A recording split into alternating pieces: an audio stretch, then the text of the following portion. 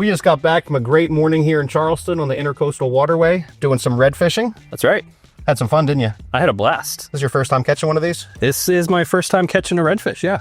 Here with my younger brother, Eric Greenwood, professional chef extraordinaire. So this is obviously a redfish that we caught, similar to what you'd find in a store? It's actually the freshest you can find. It's fresher than what you can find in the store. If you end up being unlucky, like my brother, who did not actually land a fish that was within size today, and you went to the fish store, there's a couple things you can look at to see if you're getting the freshest quality. First is the eyes. You want to make sure that the eyes are super clear. If they're any sort of foggy or cloudy, means the fish is a little bit older. So would you not eat that then, or just wouldn't be the first one you pick? It just wouldn't be the freshest one to go for. So if you're looking for a whole fish, you want to look for the clearest eyes possible. You can also lift up the gill plate here, which is kind of tricky, but you look for the gills, and you want those gills to be super bright and deep and vibrant. Yeah, you can tell they're healthy. The older the fish, they kind of get a little bit paler, and they even just go longer and longer the older the fish is. So that you still want it to be a little bit slimy, because that slime is actually what the fish helps regulate its temperature with. Okay. So if you have a fish that's dry and actually smells fishy, you can kind of tell it's been an older fish that's been left. But a fresh fish should have a little bit of slime to it. I actually just wiped this one down so you can't quite see the slime. But if you were to get up close and personal and smell it, it's going to just smell like salt water. Like saltwater fish, yep. But yeah, this was just swimming in the water just a couple hours ago, and we're going to fillet this up. We're going to scale it first because I'm going to do a couple preparations with the skin on. So you're going to want to you're going to take the scales off that. Okay. If you were the type of person that doesn't want to eat skin, you can leave the scales on. It kind of dulls up your knife a little bit more as you're trying to push through all those scales. Yep. So I like to scale all my fish regardless of whether I take the skin on or off. And what you do with that, you use a scaler.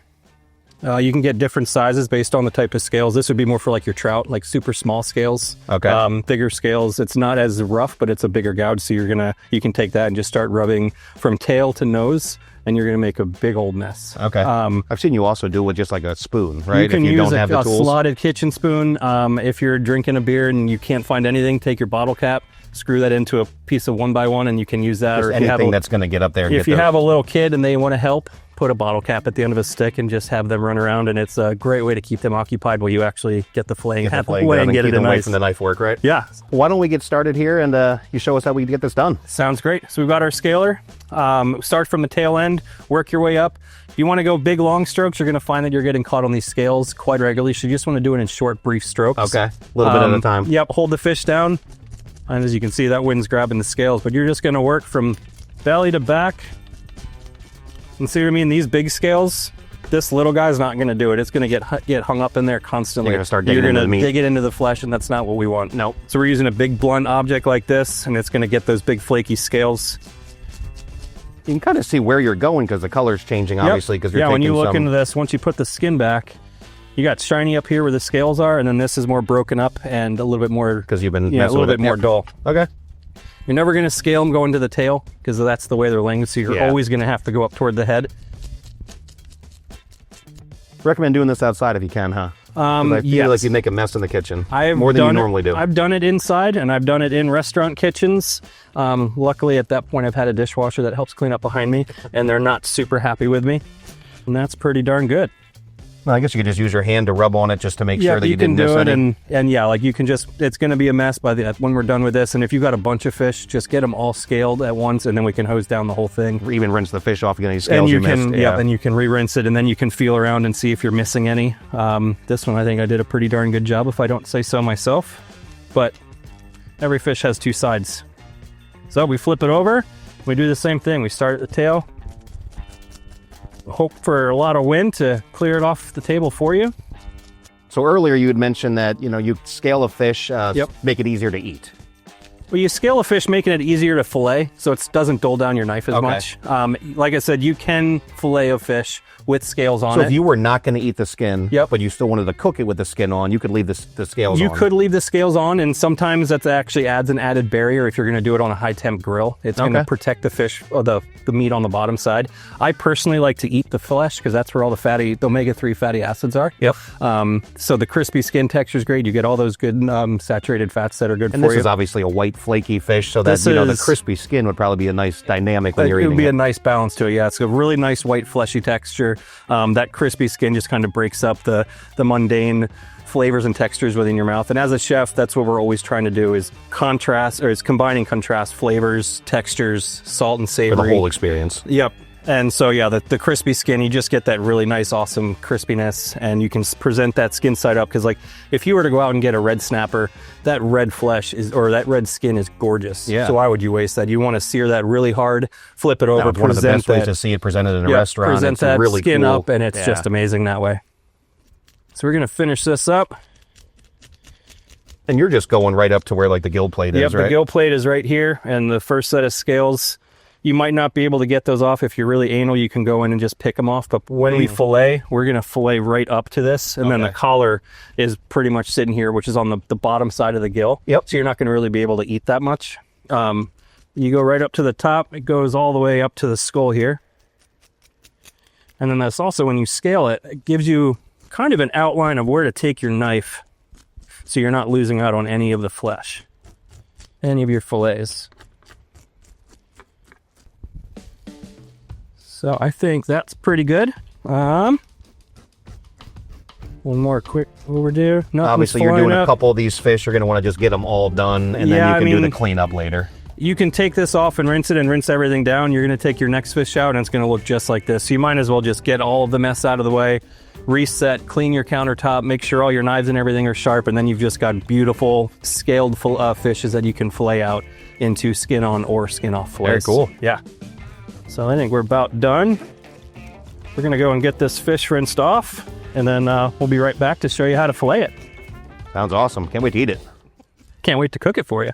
All right, we just got the prep area cleaned up. Yep. And now get down to some knife work, huh? Yeah, we're gonna fillet these fish right off the bones, and then we're gonna take some of them and take the skin off, and some of them we're gonna leave the skin on. First one you're gonna do here, skin on? Yep, that's it.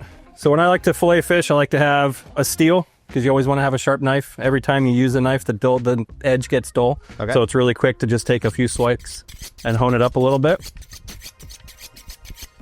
I also like a wet rag, because whether you scale it or not, you're always going to get a little bit of fish schmutz, just some gump. So I like to just be able to wipe it off, keep your hand nice and clean, your knife nice and clean. So start with the head. If you're right hand dominant, I start with the left side of the fish, just because that's where your hand is naturally going to go. When we do the other side, it kind of gets awkward, and you're going to get into cutting yourself, which I've done numerous times. It's not fun, and we don't want to do that. So left side of the fish, I'm right-handed, so we're going to do this. We're going to go all the way up. You can use your thumb and feel how far up the fillet goes. Yep. It goes up. This is where the gill plate is. You were just touching there. So if we were to cut directly here, we're losing all this meat. I'm a waste not, want not, so I want to use as much of this flesh as I can. So we can take this dorsal fin and cut that right out. Go right up to the head. And with this knife, we're only using the very tip of the knife, and you're going to run right down this backbone. And then as we get going a little bit deeper, you're going to feel the bones in there. So take your time, use just the tip, and you're going to literally feel the bone through the knife. Okay. So if you go super fast and you're making big swipes, you're going to be cutting the flesh into it. So just the front inch and a half of the knife, use your fingers to peel it back, and you're just going to keep going down. And once you get to a point up here where you can't peel it back anymore, you can take your knife from the tip where you started that incision and then come back down around that. Kind of like an angle there? Yep, and then you'll be able to start peeling that corner back to open up the little slices that you're doing. Obviously do it nice and slow so you don't waste any meat. So we're going right around that gill plate. And you'll feel the pin bones and the rib bones in here. Be careful, we did not gut this fish. So you're going to be extra careful down in that belly region, not to go in and puncture the stomach and the intestines and stuff. So you're just going to go nice and easy. If anything like that's going to make it's going to just taint the flavor of the fish. I mean, you can always rinse it off, which I suggest you always do, just to get those random scales. Okay. But keep the intestines and all that, the whole gut pile intact. So then you're just going to keep working in there. I can see how it's starting to fillet back. Yep, starting to fillet back. And right in the middle here, you can see on the camera, there's a little ridge right in the middle, and that's where the vertebrae go down and then the ribs start. So it kind of goes down like this, and then the rib cages go off to the side. So you're just trying to find that ridge which we did. And you're gonna go up and over just a little bit. And then once you get pretty much to where this dorsal fin is, you can go all the way through. Okay. And just do that in one big fillet. So we're right about there. And we're just gonna fillet down. And then up here, you're gonna just go up and around the rib bones. And there's our first fillet. We didn't really lose any meat up here. Didn't lose. And obviously this is where the stomach This is you were where talking the about. stomach and the ribs are. So it might look like flesh, but there's all these little pin bones that are actually the rib bones of and the that's fish. when you were filleting, you were feeling them. That's when you went up and so over. we're going straight down where all these lines are, where the back fins are. So we're going straight down like this, and then you're finding those ribs and you're slowly peeling it off. Nice work. So what I like to do on the other side, which is the non-dominant, right-handed, this is the right side of the fish, we can still start with this cut up here, which is going around the gill plate and all the way up to the top here. But in a weird, slightly off way, I like to start at the back end of the fish. So right where we went through and pushed all the way through, because the ribs only go to here. So right around here, you can start the fillet right on the backbone and kind of get your knife in there. And you can see the knife is getting all gunky. Yep. Keep it clean. Keep it clean. Extra swipe or two on the steel.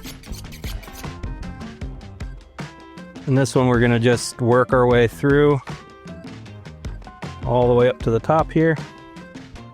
I guess the worst thing you could do is go fast at this. I mean, because unless you're really doing a once lot of it. Once you've done it a million times, and like I said, this is the first time I'm actually filleting a redfish. Okay. A lot of the fish skeletal is Similar. It's all similar. So once you've done it one type of fish, you can kind of get the idea. But I would always suggest start slow, take your time. If you start going fast and rushing things, you're going to cut yourself. You're going to waste a ton of meat on these beautiful fish. So take your time. Here's our second fillet. Beautiful. We'll save this. The stock. It's a little bit bloody on this one since we didn't gut it. You can save this for a stock, like fish stock. Okay. You can also just chuck it over the dock and let the fishies finish it off for you. So we're going to put that aside and we're going to fillet the rest of the fish. Get the rest fillet. Yeah. This is awesome, but I'm hungry too. Well, these fillets look beautiful. Thank you. What's the next step here? Next step, this is up to you, whether you want to do your fillets skin on or skin off. So I'm just going to take skin off one of them. Yep, I'm going to show you how to keep one skin on like this, and then we're going to take the skin off this one. Okay. Same knife. You can change it up to a bigger knife if it's a bigger fillet. I like to have a little bit of flex in mine so you can really push against the board. So what the skinning does, so you can get as much flesh off the skin as I start at the tail, which is on this side. I'll leave a little bit. I cut straight down to the skin, not all the way through it, but that gives me a little bit of something to hold on to. Yep. And then once it's down there, you're gonna tilt and slowly twist the knife so it's flat against the skin. Now you have your little handhold. You're gonna hold the knife steady and you're gonna move the fish. So the knife is not moving, the fish is moving. A lot of people try to saw the knife through the fillet, and then you don't realize how much little angle annulations you do, so you're gonna go up into the fillet. So what I do with a really sharp knife is you keep it kind of pressed down onto the skin and wiggle the skin. And just keep working it. And then you've got a skin that has lost beautiful. no flesh. Yep. So now you just got a little bit of the bloodline. You can see, you can dry it up and make your girlfriend a necklace if you want, or whatever you want. We're just gonna chuck it overboard. There you go. That's probably makes more sense. Yep. So there's one skin on, one skin off fillet of redfish. Awesome. Well, let's get these back up to the house and try out a few different recipes. Let's go get them ready for dinner. Yeah.